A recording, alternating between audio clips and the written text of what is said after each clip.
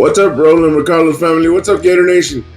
In today's episode, we're going to cover the importance that Billy Napier and company are putting into the trenches, and how he always said from the beginning that you build an organization from the inside out, you build a team from the inside out. And he continues to preach that. In today's episode, we're going to go ahead and cover that, plus another 4-star defensive lineman that they're eyeing for the 2027 class. Again, stressing the trenches, the defensive line and offensive line. As we can see, the offensive line has depth. Hit the intro, producer. All right, guys, let's cover this with the first article that was written by Kyle Lander from Gators SI. Depth prevalent along the Gators O-line. While the Florida Gators have one of the most experienced starting offensive line in the country, the depth behind the starters may be just as impressive.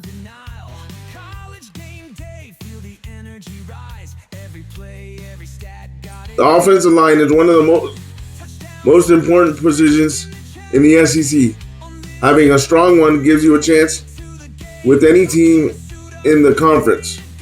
Running a weak one out there each Saturday will put you behind the 8 ball as soon as the whistles blow. Luckily, the Florida Gators, going into the 2025 season, not only do they have a good starting unit, they'll run out there. They also have quality depth beyond the first 5. I feel like we're in a really good spot with our depth. Our young guys are really coming along.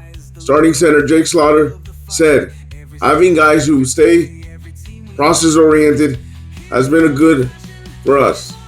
Florida's experienced starting 5 for the upcoming season will be tackle Austin Barber, guard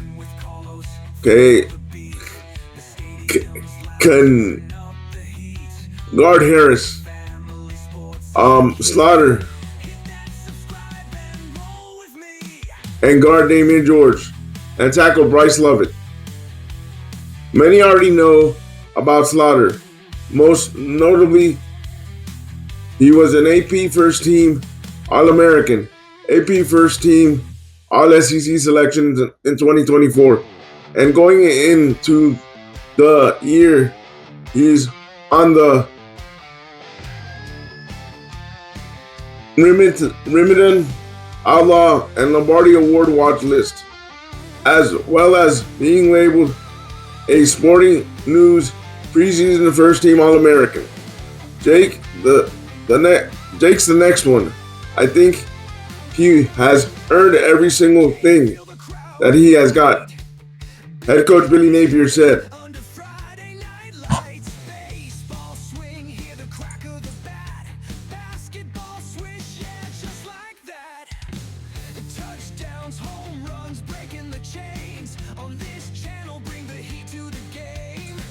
Helping Slaughter in bringing veteran experience to the offensive line are Barber and George Jr., each entering their final season with Florida. The last 2 of the expected starters, Harris and Lovett, are still having to prove themselves to the outside masses. Harris started all 13 games in his second year with the program. However, he also played in all 12 games the previous year, so the experience is there with the former IMG Academy product. Lovett, on the other hand, was a little more raw and had to keep his head down and wait for his turn.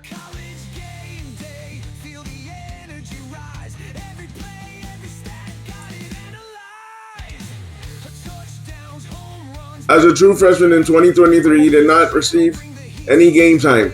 He did log snaps in all 13 games last season, but only made 3 starts.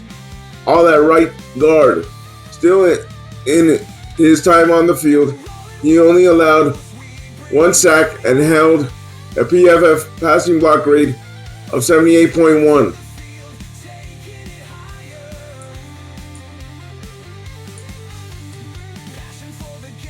While the five have the right combination of talent and experience, Florida has revamped its offensive line room behind the starters. I think we need to continue to develop depth behind them, Napier said. This is where the likes of Caden Jones, Fletcher Westfall, Roderick Canary, I might have butchered his last name, guys, Jason Z. Papa, factor in. I feel good about both. I think that I still want a little more consistency from both, Napier said of Jones and Westfall.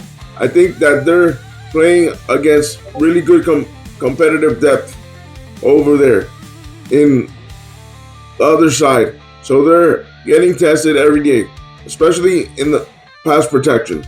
But I think they both are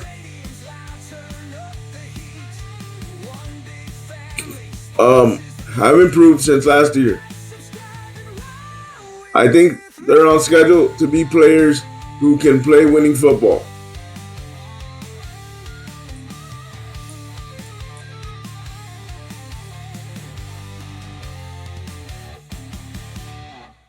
Kearney, despite limited action, had impressive outings on the field too. He played in 7 games last year after not playing at all as a true freshman. Across his 7 appearances, he received an offensive grade of 80.0, a pass blocking grade of 85.3, and a run blocking grade of 79.0 from PFF. The work for Kearney, who lost trains at multiple spots along the offensive line, will motivate the individuals in front of him to work harder as well. I love Rod. He holds me to a higher standard. Just knowing that he's behind me, I know everything.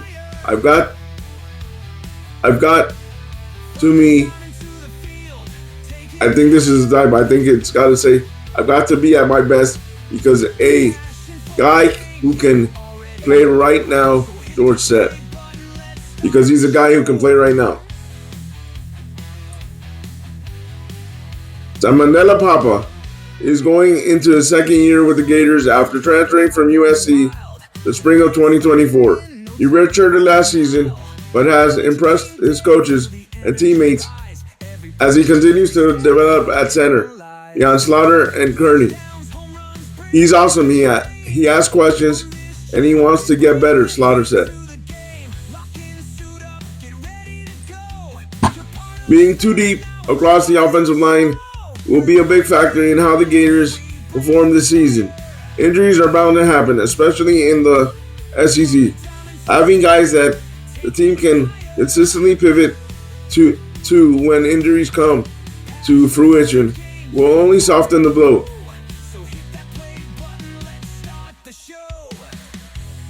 None of the talk matters. None of this talk matters. Sorry. None of this talk will matter, though, if players don't continue to show the work throughout practice and into the regular season. I think the sky's the limit for us, but we've got to go work every day, George said. We can all talk about it, but if we're not showing it every day in practice or in the weight room, in the meetings, then all the talk is just for naught.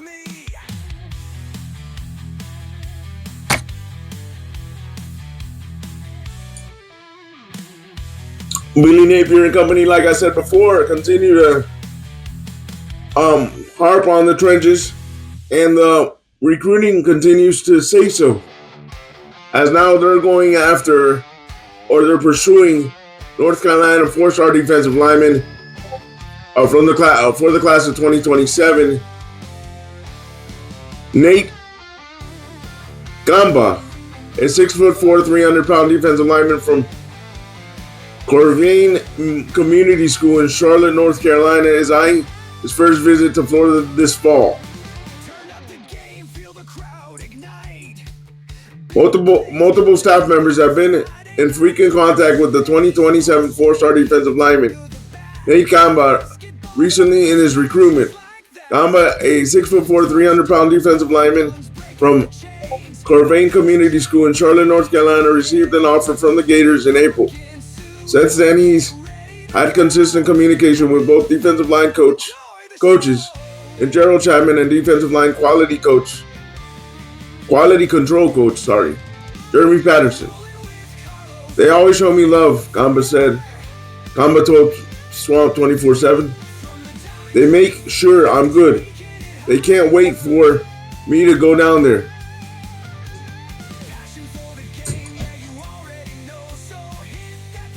The North Carolina recruit hasn't visited campus yet, and both Chapman and Patterson have made it known that they want him to make a trip down this fall. Chapman has made it a priority to check in on Gamba and his family often. Coach Chapman is a great person, checking on me, making sure me and my family are good, Gamba said. He can't wait for me to go down there. He's always saying he can't wait for me to come down to the swamp and visit campus. It's been a similar approach for Patterson, as he's also made the point to connect with his family. With Chapman and Patterson showing they want him on campus, it's made Gamba more motivated to make a trip to Gainesville. They can't wait for me to come down there, Gamba said. I can't wait to come down there either. I know it's going to be a good one. Something I won't forget. Not only have they made it a point to show him that they want him on campus, but Chapman and Patterson have also filled him in on Florida's practices and how the defensive linemen are being developed. Both defensive line coaches have made Gamba a priority, and that's allowed Florida to be a top school in Gamba's eyes thus far. Going to be very great, Gamba said. While a visit to Gainesville hasn't officially been set up yet, but Gamba will most likely make a trip down to Florida's home game against Texas on October the 4th. Along with the Gators, schools like North Carolina State, South Carolina, Ohio State, Miami, USC, Georgia, Florida State have all stood out to Gamba as well. He's also making lots of visits this fall. He plans to visit North Carolina State, South Carolina, Ohio State, Georgia, Miami, Auburn, Purdue, Coastal Carolina, and Georgia Tech this season, along with Florida. Gamba has a clear vision on what he's looking for in a school, and that's allowed this many schools to stand out to him thus far in his recruitment. A wonderful coaching staff that treats you like one of their own, that you can talk to each other about anything. Great mentors that tell you the truth, always being honest with you and helping you on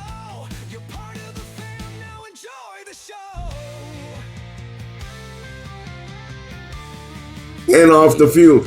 Having a great relationship off the field too, Gamba said. Great teammates that make you feel welcome. People you can call family and your brothers. A school that's safe and a school that has a great support system. An electrifying place for every single game and a wonderful fan base. Good food too.